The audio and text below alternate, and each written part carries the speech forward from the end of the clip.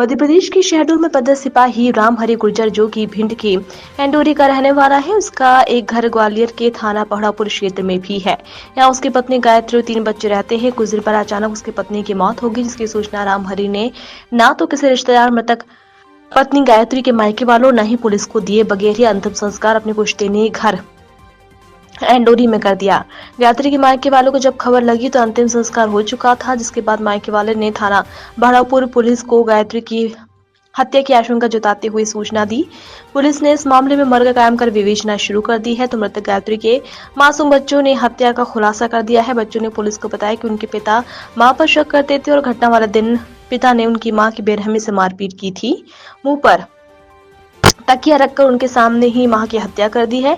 बाद में अपने भाई, भाभी, मां और अन्य परिजनों के साथ ट्रैक्टर से शव गांव ले गई और अंतिम संस्कार कर दिया। वहीं अब इस मामले में पुलिस ने सिपाही रामहरि गुर्जर के खिलाफ हत्या का मामला दर्ज किया है। साथ ही इस हत्याकांड में सहयोग करने वाले उसके परिजनों के खिलाफ एफआईआर दर्ज की है। फिलहाल आरोपी सिपाही रामहरि फरार है। इसकी गिरफ्तारी के लिए शहडोल पुलिस को ग्वालियर पुलिस ने सूचना दी है।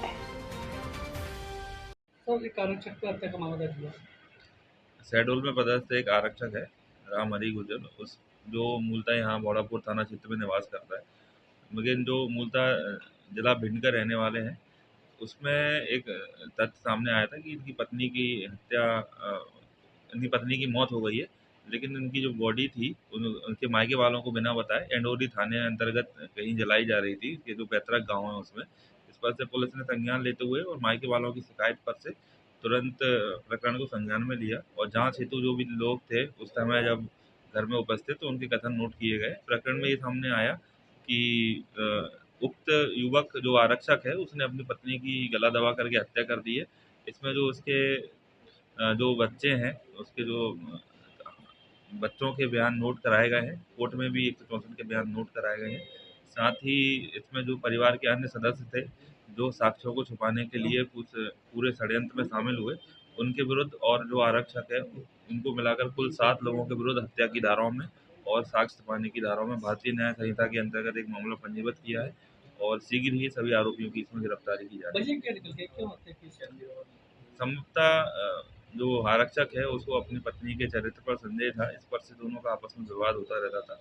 उस दिन काफ़ी ज़्यादा मारपीट हुई। ऐसा परिवार के जो अन्य लोगों के जब डिटेल स्टेटमेंट नोट किए तो एक चीज़ सामने आई कि पूर्व में भी दोनों के बीच मारपीट होती रहती थी। और अभी प्रकरण को हमने संज्ञान में लिया है और भी लोगों के जो स्टेटमेंट हैं स्वतंत्र जांच की जाएगी, लेकिन जो प्रारंभिक साक्ष्य आए थे उसके आधार पर अभी हत्या का मामला पंजीबद्ध किया गया।